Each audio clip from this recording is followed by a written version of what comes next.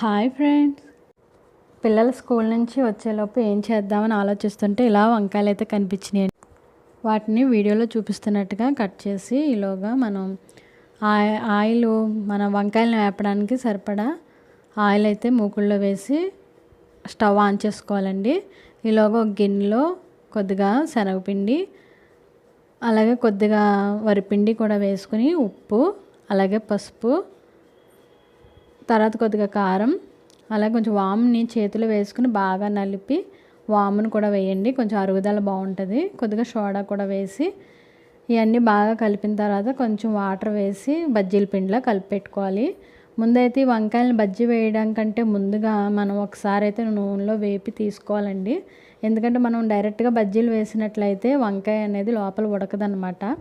ఇలా ఒకసారి నూనెలో వేపి తీసుకున్నట్లయితే మనం బజ్జీలు తినేటప్పుడు చాలా సాఫ్ట్గా నెయ్యి వెన్నలాగా కరిగిపోద్ది అనమాట. నోట్లో పెట్టుకున్నప్పుడు మనం ముందుగానే పుచ్చులవి చూసుకుంటాం కాబట్టి ఎటువంటి ఇబ్బంది అనేది ఉండదు.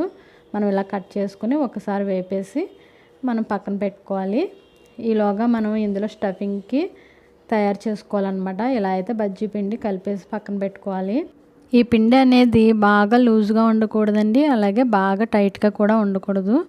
మనం దోశ పిండిలా అయితే ఈ పిండిని కలిపి పెట్టుకోవాలి. అప్పుడే వంకాయ మనం ముంచినప్పుడు ముంచి మనం డీప్ ఫ్రై చేసినప్పుడు అది మంచిగా అయితే వస్తుందన్నమాట. ఈలోగా వంకాయ లోపలికి పెట్టుకోవడానికి మనం ఒక ఉల్లిపాయని కట్ చేసి చిన్న మిక్సీ గిన్నెలో వేసి అందులో కొద్దిగా ఉప్పు, అలాగే కొద్దిగా ఒక స్పూను నువ్వులు కూడా వేయండి,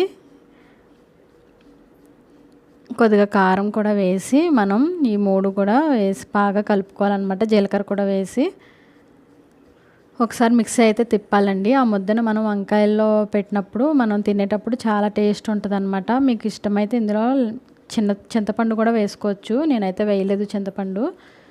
ఇలా మిక్సీ చేసిన ముద్దని మనం ఒక్కొక్క వంకాయల్లోని పెట్టుకోవాలన్నమాట. ఇలా పెట్టుకున్నప్పుడు ఏమవుతుందంటే మనం బజ్జీలు వేసినప్పుడు అది టేస్ట్ అనేది చాలా బాగుంటుంది అనమాట. మనం తినేటప్పుడు ఈ ముద్ద అనేది టేస్ట్ అనేది చాలా బాగుంటుంది.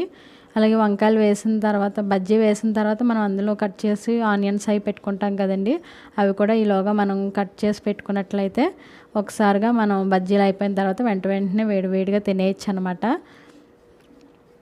నూనె అయితే బాగా కాగిందండి. ఇప్పుడు మనం వంకాయలు బజ్జీ వేసుకుందాం. వేరుశనగలు కూడా పైన పెట్టుకోవడానికి ఇవి కూడా ముందుగానే వేపేసి పెట్టుకుంటున్నాను అనమాట. అన్నీ ఒకసారిగా ముందే వేపేసి పెట్టుకుంటే మనకి బజ్జీలు వేసిన వెంటనే వేడిగా తినడానికి అయితే బాగుంటుందని.